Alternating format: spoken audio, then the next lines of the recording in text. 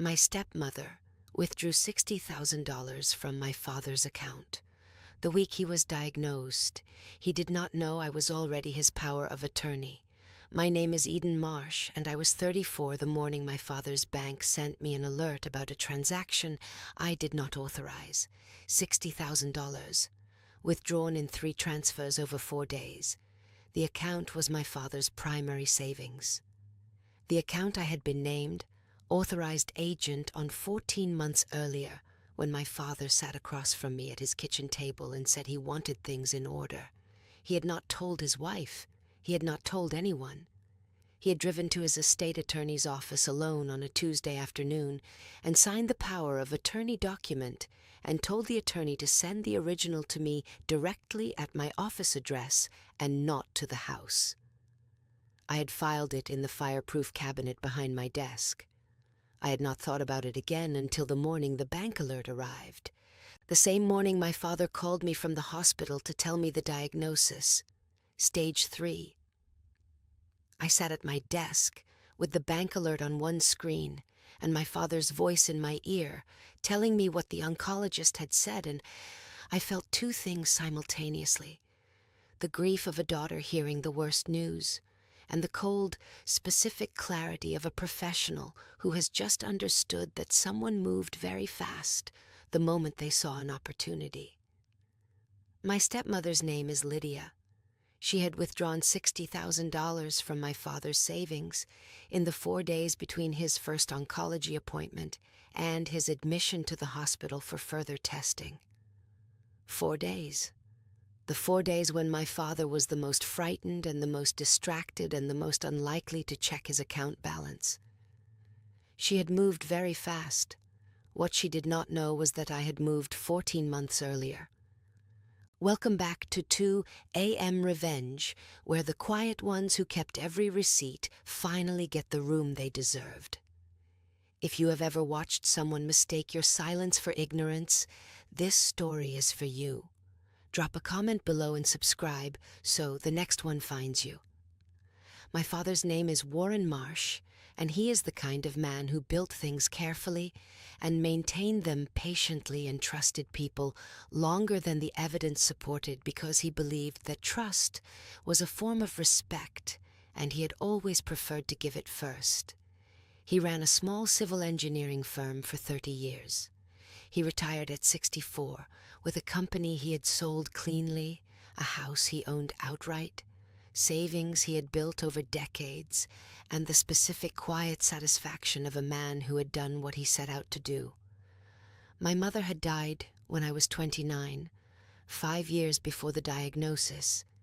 She had been the person who managed my father's emotional life the way he managed his professional one. Carefully, patiently, with attention to detail. After she died, the house went quiet in the way houses go quiet when the person who filled them is gone. My father grieved for a year. Then he started going to things again. The engineering alumni dinners, the neighborhood association, the Wednesday morning coffee his friend group had maintained for 20 years. He met Lydia at the Wednesday coffee. She was 58 to his 67, divorced twice. One son who lived across the country and called on birthdays with the consistency of someone meeting an obligation. She was vivid in the way of a woman who had learned that vivid was her most effective quality. She filled rooms, laughed loudly, remembered details about people that made them feel noticed. My father found her energizing. I found her exhausting. Not from resentment, from the specific professional instinct of a woman who worked in elder law and had seen enough versions of this particular dynamic to recognize it from the first dinner. I am an elder law paralegal. I have spent 9 years working with families navigating the specific legal and financial terrain of aging, the powers of attorney, the healthcare directives, the estate plans, the trust structures that protect people when their capacity diminishes.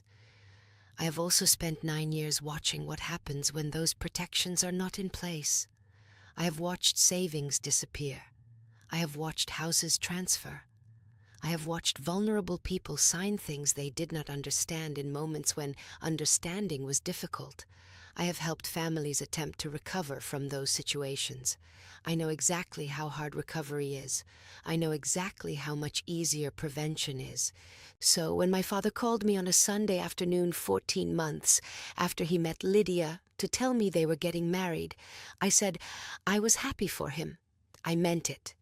And then I called his estate attorney the following Monday morning. His attorney was a woman named Ruth Pelham, who had handled my father's documents for 15 years, and who answered my call with the directness of a professional who respected that I worked in the same field. I said my father was remarrying. She said she had heard. I said I wanted to talk about his existing documents. She said she had been thinking the same thing. We met the following Thursday. I laid it out plainly. My father was 67. He was healthy, but he was 67. He was about to marry a woman I did not know well, who had no independent financial resources of significance. I was not accusing Lydia of anything. I was describing a situation that, in my professional experience, created specific vulnerabilities. Ruth listened. She said, "What are you thinking?" I said I want him to have a current durable power of attorney, naming me as his agent. I said I want a healthcare directive that is explicit and current. I said I want his estate documents reviewed to ensure they reflect what he actually wants and not what he wanted before my mother died. I said I want all of it done before the wedding. Ruth said, "Does he know you are here?" I said no. She was quiet for a moment. She said, "I cannot prepare documents without his instruction." I said, "I know that." I said, "I am not asking you to prepare anything without him." I said, "I am asking you to have a conversation with him about whether his current documents are adequate given his changed circumstances." She said that was different. She said she could do that. She said she had been meaning to reach out to him anyway, given the remarriage. She called him the following week. He came in the week after that, alone. He told me about it over the phone that evening. He said Ruth had walked him through everything, and he was glad she had called, because he had not thought about updating the documents since before my mother died. He said he had updated the healthcare directive. He said he had updated the estate documents. He said he had named me as his power of attorney agent. He said it matter-of-factly the way he discussed practical decisions. I said that was good. He said he had not told Lydia. He said he did not think it was necessary to tell her. He said it was a practical arrangement, not a statement about trust. I said I agreed. He said he had asked Ruth to send the original to my office. I said I would file it. He said good. He said, "How is work?" We talked about work for 20 minutes. He never mentioned the POA again. Neither did I. I filed it in the fireproof cabinet behind my desk under his name, and I went back to work. The wedding was in April. Small ceremony, 30 people. I was there. I gave a toast that was honest about my father's qualities and careful about my own feelings and sufficient for the occasion. Lydia's son flew in from across the country. He shook my hand at the reception. He said his mother was very happy. I said I was glad to hear it. He looked at me for a moment with the specific assessment expression I had learned to recognize. The calculation look. I filed it away. The reception was pleasant. My father danced with Lydia to a song from the year they met, and he looked happy in the specific, uncomplicated way that meant the happiness was real. I drove home. I did not think about the POA for 14 months. In the 14th month, my father went to his regular physical. His doctor found something. Not at the physical. The physical led to a scan. The scan led to a specialist. The specialist led to the call my father made to me on a hospital room phone on a Tuesday morning, stage 3. The specific 2-word sentence that reorganizes everything around it. I said I was coming. He said he knew I was. I said I would be there by afternoon. He said he loved me. I said I loved him. I hung up. I looked at my phone. The bank alert was already there. It had arrived 11 minutes before my father called. I had not opened it yet because his call had come in before I processed the notification. I opened it now. $60,000. 3 transfers. 4 days. The account was his primary savings, the same account I had access to as his authorized agent under the power of attorney, the same account I had never once touched. I sat at my desk. I looked at the alert. I looked at the date of the first transfer. 4 days ago, the same day as his first oncology appointment, I looked at the date of the last transfer. Yesterday, the day before his hospital admission. I sat very still. Then I did what I always did when the numbers gave me an answer I needed to verify before I acted on. I called the bank. The fraud department answered in 4 minutes. I gave them my name. I gave them my POA authorization number. I gave them my father's account information. I asked for the full transaction detail on the 3 transfers. The representative pulled the records. She read me the details. All 3 transfers had been initiated online from a device I did not recognize. All 3 had gone to an external account. The external account was held in Lydia's name. I said, could she hold the account pending investigation? She said yes. She said a hold would prevent further outgoing transfers. I said, please do that immediately. She said it was done. I said I would be sending formal POA documentation to the fraud department within the hour. She said she would note the file. I sent the documentation from my office printer. Then I packed a bag. I drove to the hospital. My father was in a room on the 4th floor with a window that looked at a parking structure and a television he had not turned on. He looked smaller than I remembered. Not physically. The diagnosis had made him smaller the way diagnoses make people smaller. It had revealed the specific human scale of him beneath the competence and the patience and the 30 years of building things. He was my father, and he was frightened. I sat beside the bed. I held his hand. We talked about the treatment plan and the timeline and the questions we needed to ask the oncologist, and I was entirely present for all of it. I did not mention the bank account. Not that afternoon. My father was in a hospital bed processing a stage 3 diagnosis, and the bank account was handled, and there was nothing he needed to do about it today. Some information has a correct time, and the correct time for this was not now. I stayed until visiting hours ended. I drove to his house. Lydia was there. She opened the door with the warm, concerned expression of a wife managing a crisis. And I looked at that expression and I thought about $60,000 in 4 days. And I said nothing. She said it was good that I had come. She said Warren needed family around him. She said she was so worried. I said I was too. She asked if I wanted tea. I said yes. We sat at my father's kitchen table. She talked about the diagnosis and the doctors and her fears. And I listened and I said appropriate things, and I watched her face the way I watched everything, looking for the tell, the specific moment when the performance had a seam. It came when she mentioned money, not directly, tangentially. She said she had been thinking about practicalities. She said Warren had always handled the finances and she was not sure she understood everything. She said she had been going through some of the accounts just to get a sense of where things stood, just to get a sense. I said that sounded sensible. She said it was a lot to take in. I said I imagined it was. She said she was glad to know the family would be involved. I said yes. I drank the tea. I drove to my hotel. I called Ruth Pelham from the parking lot. I told her everything. She said she would have documents ready by morning. If you have ever sat across from someone who has just taken something from a person you love and watched them perform concern, stay with me. Subscribe so this story reaches you all the way to the end, because what happened when I walked into that bank with my father's power of attorney changed everything Lydia thought she had secured. I went to the bank the next morning before visiting hours. I brought the original POA. I brought the fraud case number from my call the previous day. I brought Ruth's letter confirming the document's validity and scope.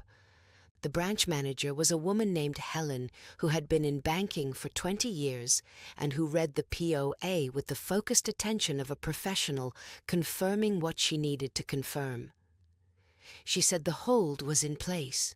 She said no further transfers had gone out since yesterday. She said the fraud investigation was open. She said, as the named agent under the durable POAI, had full authority to act on the account. She said, what did I want to do? I said I wanted the $60,000 recalled. She said the transfers had gone to an external account. She said recall was possible within a window, depending on whether the receiving account had disbursed the funds. She said she would initiate the recall process immediately. She said it might take several business days. I said, please start today. She said she would. I said I also wanted a complete transaction history for the past 6 months. She printed it.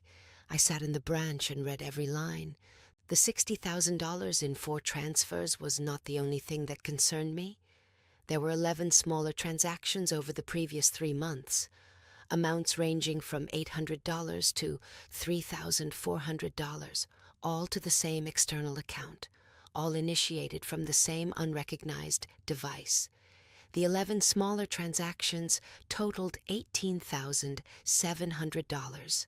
I wrote the number down. $78,700 total over 3 months. I set the pen down. I looked at the transaction history. Then I looked at the date my father's first oncology appointment had been scheduled, 6 weeks ago.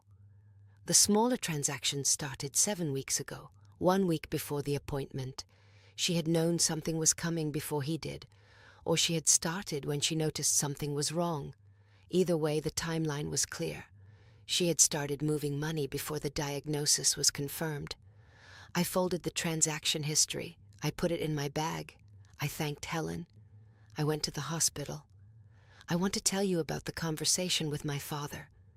Not because it was dramatic, because it was the hardest thing in this story, and I think the hard things deserve space. He was sitting up in bed. He had more color than the day before. The specific resilience of a man who had spent his life building things and who was already, 1 day into the worst news of his life, starting to think about how to address it. I sat beside the bed. I said, Dad, I need to tell you something. He looked at me. He knew my voice. He knew the specific register I used when something required his full attention. He said, go ahead.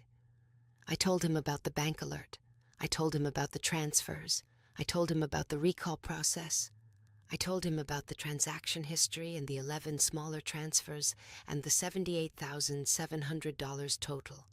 I told him about the POA and what I had done with it at the bank. He listened to all of it without interrupting. When I finished, he was quiet for a long time. He looked at the window, the parking structure. Then he said I didn't know she had access to that account. I said she didn't. She had accessed it without authorization. He said, how? I said online banking credentials.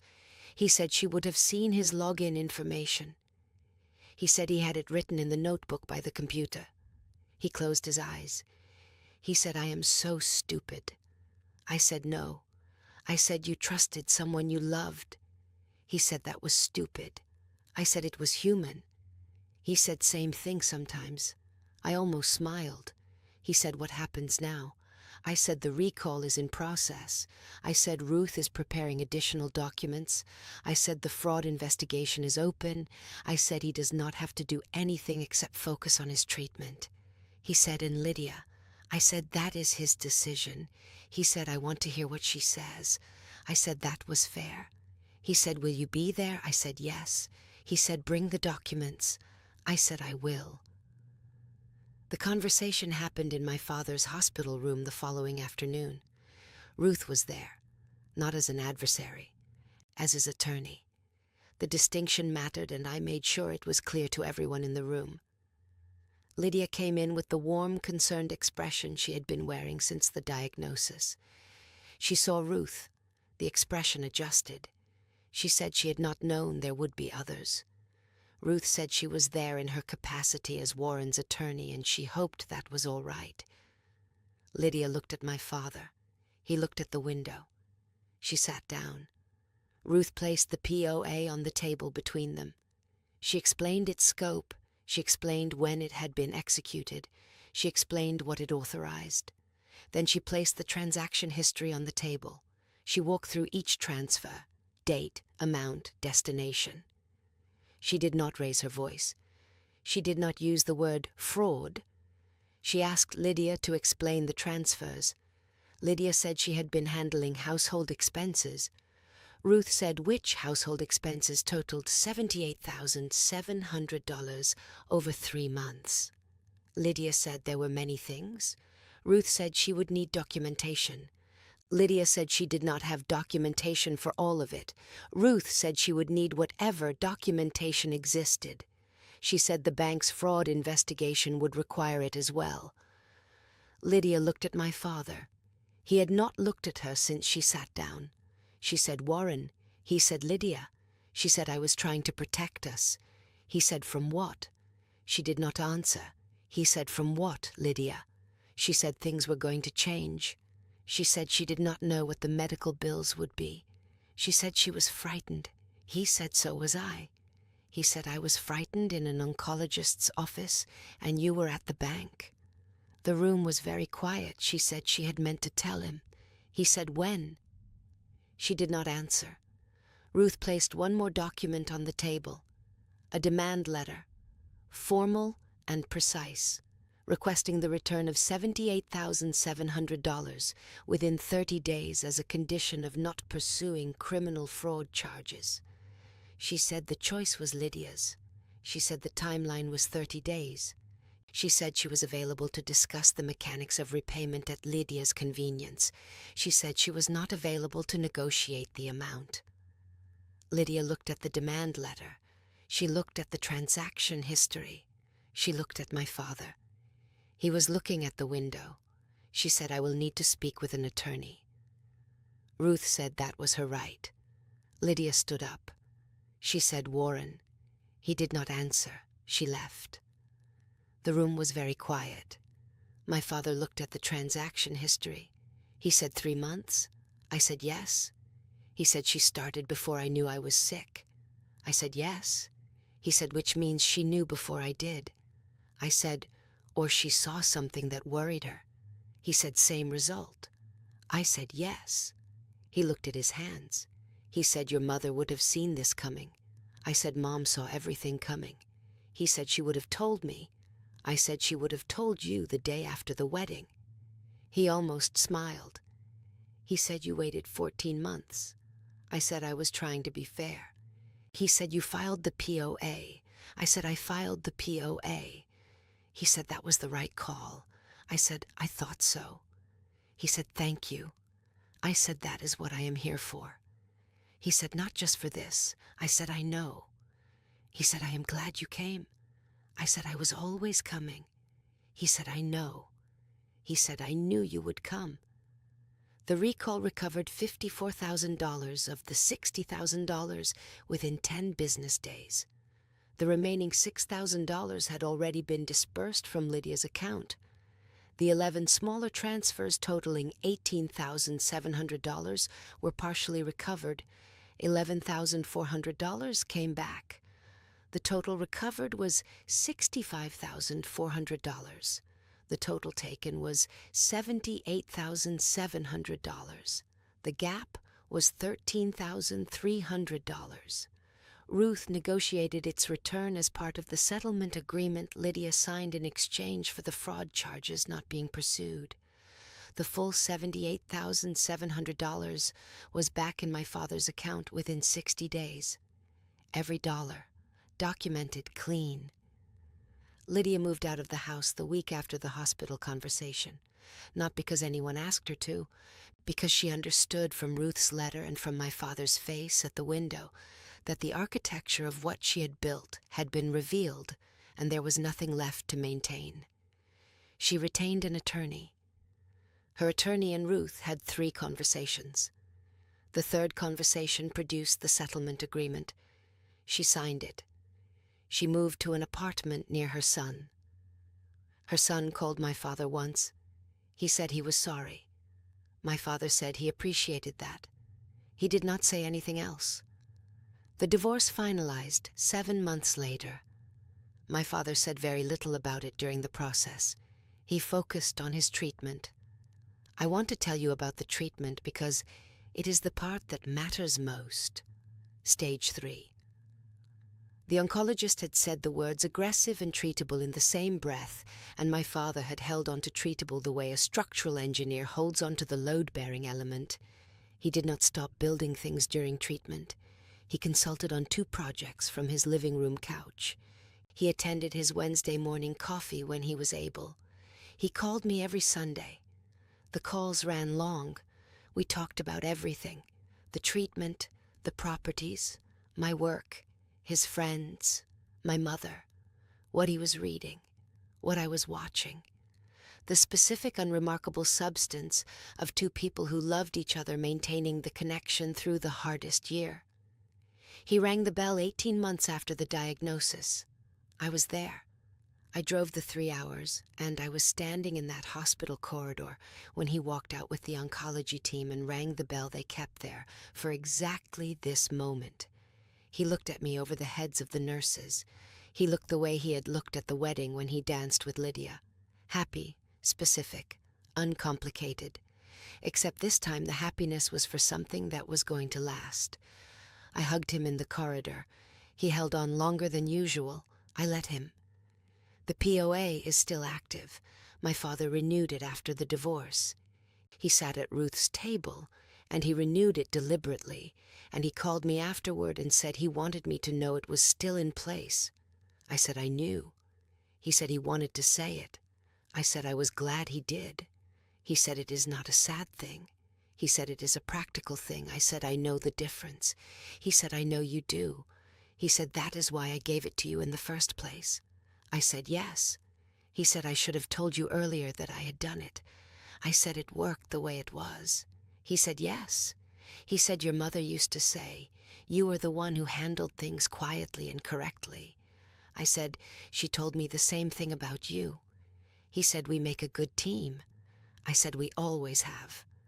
The document is in the fireproof cabinet behind my desk. His signature at the bottom, dated 14 months before anyone needed it. I do not look at it often. I know it is there, that is enough. My father knows it is there. That is enough too. Some protections work precisely because they are quiet. Because the person who needs protecting does not have to think about them. Because someone who loves them thought about it first. My father sat at Ruth's table on a Tuesday afternoon and signed his name to a document that protected him from something he did not know was coming. I filed it and went back to work. 14 months later, it was the only thing standing between him and $78,700 in losses he might never have recovered. He did not know it was already in place. That was the whole point. Some things work best when the person who needs them does not have to worry about them.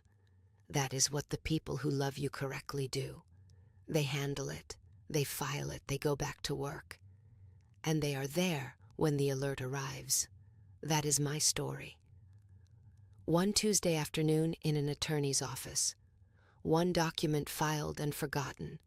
One bank alert on the morning of the worst phone call of my life. If your parent is aging and remarrying and the documents are not current, call their attorney this week. Not next month. This week. The POA your father signs on a Tuesday afternoon may be the most important thing he does that year. Make sure someone files it. Make sure that someone is you. Share this with someone who needs to hear it tonight. Drop a comment and tell me which part of this story stayed with you. Hit subscribe, and I will see you in the next one.